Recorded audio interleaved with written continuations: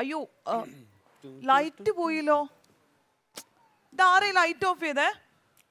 Light of ചെയ്തോ ഞാനാ? എടോ ലൈറ്റ് ഇട്, ഇതെന്താ ഷോ നടന്നോണ്ടിരിക്കല്ലേ? ഹലോ ഹലോ ആ ലൈറ്റ് ഇട്, ഇവിടെ കാര്യങ്ങളുള്ളതാണ്, ലൈറ്റ് ഇടൂ. അല്ല ലൈറ്റ് ഇടാം.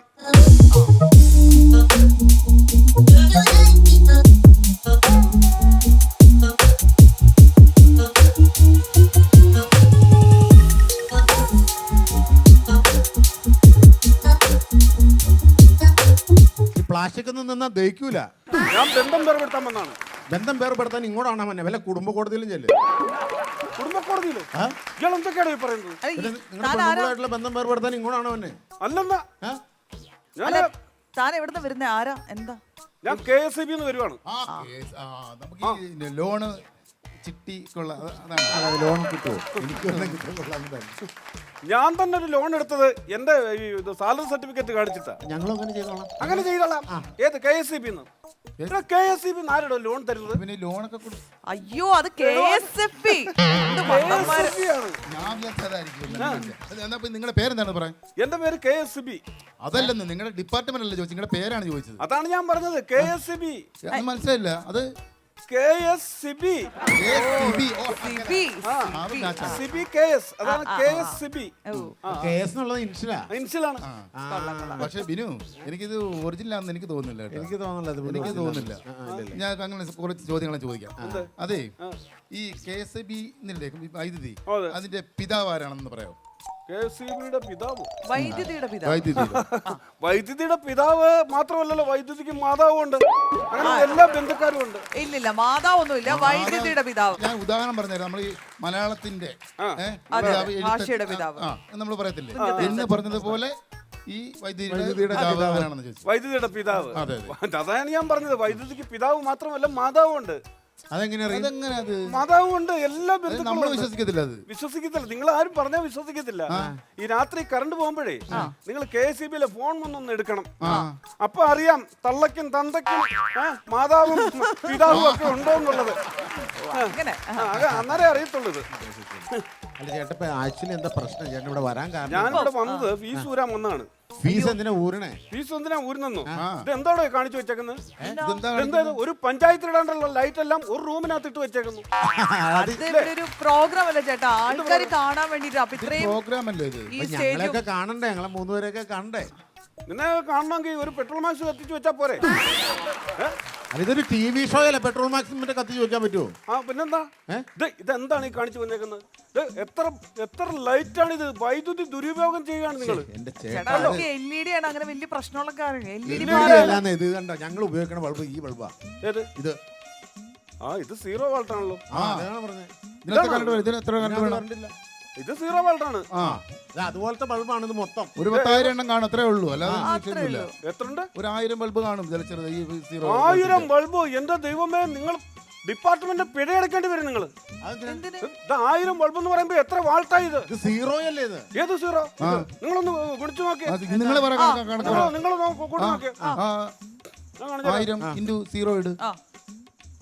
എത്ര ഉണ്ടെന്നാണ്? 1000 ഇൻറ്റു 0.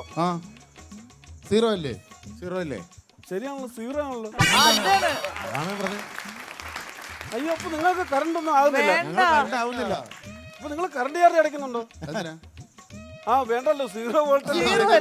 ശരിയാണ്.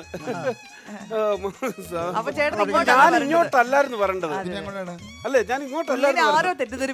അതാണ് ഞാന് അല്ലല്ല, ഞാൻ ഇങ്ങോട്ടാണ് വരേണ്ടത്. എന്താ സംഭവം എന്നറിയാവോ? അപ്പുറത്തെ ആ വീട് കേട്ടോ, പുതിയ കെട്ടിടം. അവിടുത്തെ ഭാർഗവൻ ചേട്ടന് ഒരു അപേക്ഷ തന്നിട്ട് കറണ്ട് കൊടുക്കണമെന്ന് പറഞ്ഞിരുന്നു. അപ്പൊ അത് ഞാൻ ശരിയാക്കാൻ വേണ്ടി വന്നതാ. അപ്പോഴാണ് ഈ ദുരുപയോഗം കണ്ടത്. ഒന്ന് ചോദ്യം ചെയ്തതേ ഉള്ളൂ, വേറെ വിഷയമൊന്നുമില്ല. ഞാൻ അവർക്ക് കറണ്ട് കൊടുക്കണം. സർക്കാരിന്റെ തീരുമാനമാണ് എല്ലാ ഭവനങ്ങളും വൈദ്യുതി എത്തിക്കുക എന്നുള്ളതാണ്. നല്ല കാര്യമാണ്. അപ്പൊ അത് ചെയ്തോളൂ. അപ്പൊ ഞങ്ങൾ അങ്ങനെ ചെയ്യാൻ പാടില്ല. അതിപ്പോ ഓർഡറാണിത്, ഗവൺമെന്റ് ഓർഡർ ആണല്ലോ. അപ്പൊ കൊടുത്തല്ല പറ്റും. ഓർഡർ ഉണ്ടെങ്കിൽ അതിങ്ങനെ മനസ്സുള്ള ഒരു ഉദ്യോഗസ്ഥന്മാരുണ്ടെങ്കിൽ ജോലിക്കാരുണ്ടെങ്കിൽ അത് കറക്റ്റ് ആയിട്ട് നടപ്പിലാക്കാൻ അതാണ് നെൽസ, അതാണ് അപ്പൊ ചേട്ടൻ പോയി കറണ്ട് കൊടുത്തിട്ട് വന്നോളൂ, ഞങ്ങൾ ഷോ നടത്തട്ടെ. ആയിക്കോട്ടെ ആയിക്കോട്ടെ.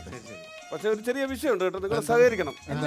അതിനുള്ള പേപ്പർ നമ്മൾ സഹകരിക്കാം. Okay okay. ഒരാൾക്ക് കറണ്ട് കിട്ടുന്നില്ല. അവിടെ നിങ്ങൾ വരുമ്പോ അവിടെ ഒരു പോസ്റ്റ് വേണം, പിന്നെ ഇവിടെ ഒരു പോസ്റ്റ് വേണം. എന്നാലേ അവർക്ക് നമുക്ക് വീട്ടിലേക്ക് കറണ്ട് എത്തിച്ചു കൊടുക്കാൻ പറ്റുള്ളൂ. ഇതിനകത്തോ? 2 പോസ്റ്റ് വേണം. അത് പറ്റില്ല ഇവിടെ. കാരണം വളവായതുകൊണ്ടാണ് അത് അല്ല, വളവ് ഇവിടെ നോക്കണ്ട. അതെന്താ ഇവിടെ പറ്റത്തില്ല. ഇത് നമ്മുടെ ചേട്ടാ floor ഇത് ലാണ് ഫ്ലോർ നമ്മൾ അല്ലേ, കൊണ്ടുവന്നത്. ഇവിടെ ഷോ നടക്കല്ലേ. അതിനുള്ള നിങ്ങൾ പേപ്പർ ഉണ്ടോ നിങ്ങളുടെ കയ്യില്?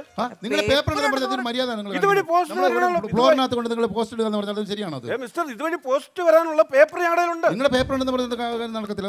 അതെന്താ നടക്കാത്തത്? പട്ടയപ്പറമ്പാണിത്. എന്റെ ചേട്ടാ തോന്നിയ ദിവസം പേപ്പർ ഉണ്ടെന്ന് പറഞ്ഞ ഇവിടെ പോസ്റ്റ് അന്നാലും നടക്കും.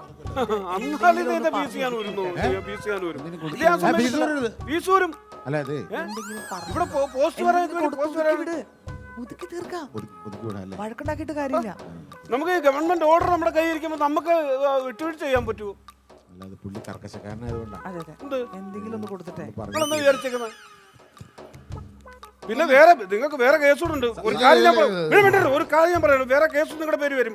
ഔദ്യോഗിക കൃത്യ നിർവഹണത്തിനിടെ തടസ്സപ്പെടുത്തിയതിന്റെ കേസ് എന്ത്?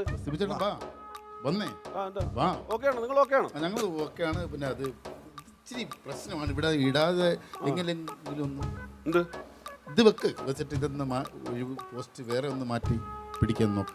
ഇത് എന്താണ് ഇരിക്കട്ടെ. ഇത് മാറിക്കൂടോ എന്താണ് കാണിച്ചത്? ശരിക്കും കാണിച്ചു കൊടുത്തു. പുള്ളി പുഴുവാന്നങ്ങോട്ട് ഓർത്ത് അയ്യെന്ന് പറഞ്ഞു. മറ്റൊരു എടുത്തോ 500 രൂപ. ഒരൊറ്റ വീക്കാൻ പറ്റില്ല. താൻ എന്തോട് വിചാരിച്ചത്? ഇവിടെ ഇതുപോലുള്ള കൈക്കൂലി മേടിക്കുന്ന ഉദ്യോഗസ്ഥന്മാരെ താൻ വേറെ കണ്ടിട്ടുണ്ടാവും. നിന്റെയൊക്കെ മനസ്സിലിപ്പോ എനിക്കറിയാം. എന്താണെന്നറിയാവോ? എനിക്ക് കൈക്കൂലി തന്നിട്ട് വിജിലൻസിനെ വിളിച്ച് പറയും. എന്നിട്ട് അവര് വന്ന് എന്നെ കൈയോടെ പൊക്കോ, എന്റെ ജോലി പോകും, എന്റെ കുടുംബം പട്ടിണിയാകണം. അതാണ് കൊച്ചുണ്ടായിരുന്നേ. ഇത് ഞാനേ കുറെ കണ്ടവനാ. ഇതുപോലെ ഒരുപാട് പേരെ എന്റെ സുഹൃത്തുക്കളെ തന്നെ നിങ്ങൾ വെട്ടിലാക്കിയിട്ടുണ്ട്. എനിക്കറിയാതെ സിബിച്ചേട്ടാ അങ്ങനെ സോപ്പിടുകയൊന്നും വേണ്ട. എന്റെ ജോലി കളയാൻ ഞാൻ തയ്യാറില്ല. ഇതേ എന്റെ അടുത്തൊരു സുഹൃത്തിന് ഈ അടുത്ത സമയത്ത് ഇതുപോലെ സംഭവിച്ചു. കൈക്കൂലി കൊടുത്തു. ആ സമയം വിജിലൻസ് വന്ന് പൊക്കിക്കൊണ്ട് പോയി. എന്നിട്ട് ഇവനൊക്കെ പഠിക്കുന്നുണ്ടോ? എന്നിട്ട് പഠിക്കുന്നുണ്ടോ? ഏത് അവിടെ കറണ്ടിന്റെ കാര്യം? ഭാർഗവന്റെ കറണ്ടിന്റെ കാര്യമല്ലേ? കറണ്ട് നമുക്ക് എലി തിന്നെന്ന് പറയാം. അയ്യോ, അത് നമ്മൾ പറയുന്നല്ലോ, സർക്കാർ പറയുന്നതല്ലേ. അതൊന്നും നമ്മൾ ഓർത്ത് ടെൻഷൻ അടിക്കണ്ട. പിന്നെ ഈ പേപ്പർ തീർന്നേ, അത്രേ ഉള്ളൂ. അപ്പൊ എല്ലാ വീട്ടിലും വൈദ്യുതി ഗോവിന്ദ ഗവൺമെന്റ് ജീവനക്കാരായ ഇങ്ങനെ വേണം. ഇങ്ങനെ തന്നെ